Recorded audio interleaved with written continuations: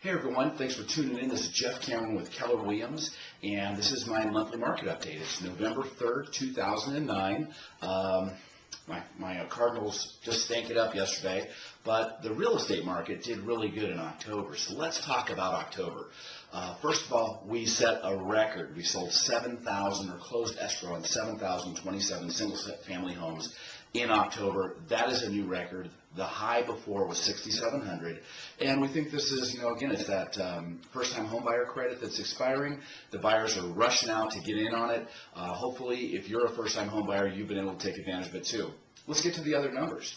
There's currently 25,000, just under 25,000 homes available for sale in the Metro Phoenix area. Those are single-family homes, and we have 16,000 pending.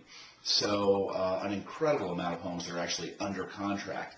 With the 25,000 on the market and about 7,000 closing a month, we've got about a 3.5 month supply, which is a seller's market. Only this market is continued to be dominated by the banks through both REOs and short sales, and it is what it is. We just have to deal with that, and buyers are going to continue to get great opportunities to make great purchases on homes here in the metro area. So as I mentioned a moment ago, it's the first-time home buyers. They're buying homes. What else is causing the market to surge? Well, we're at an all-time high on getting short sales approved. The banks are finally approving those more quickly, and they're actually coming out with several pre-approved systems. Look for a lot more short sales to get approved much more quickly in the coming future. More retail homes coming down to the market, or the market going up to them. You see those 25,000 homes on the market, about 15,000 or more of them are retail. And what we mean by retail, that's owner-occupant with equity. Now, most of those folks are priced way above today's market value, but some of them continue to drop their prices and find the market. In the meantime, with the market resurging and the first-time homebuyers really gobbling up between them and investors, we're starting to see valuations increase in areas, and so therefore more of those retail homes are selling in today's market.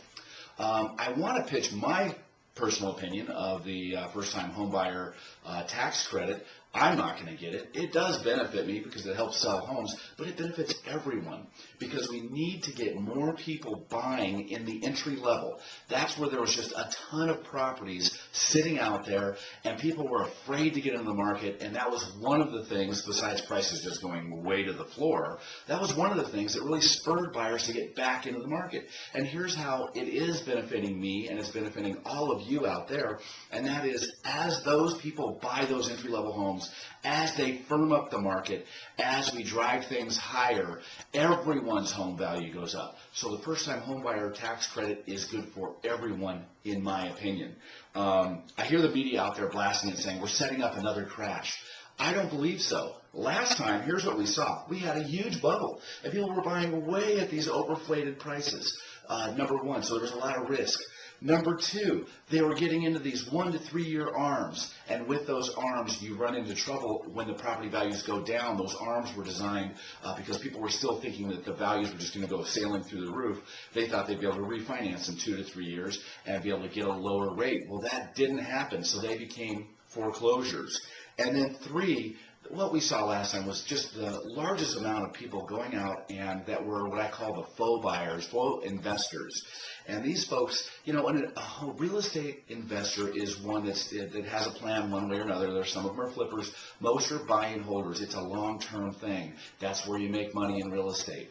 And you have to have the funds to be able to handle a lack of income from rent. A lot of the buyers that I've experienced, run across, interviewed, or not buyers, sellers. They were buyers back then, they're sellers now. They weren't the type of investor that can handle down months or negative cash flow. And that's why I call them the faux investor. And really it was those funky financings that were out, and these people were buying 4 to 10 homes. They're not buying today. They're out of the market. You now have to qualify.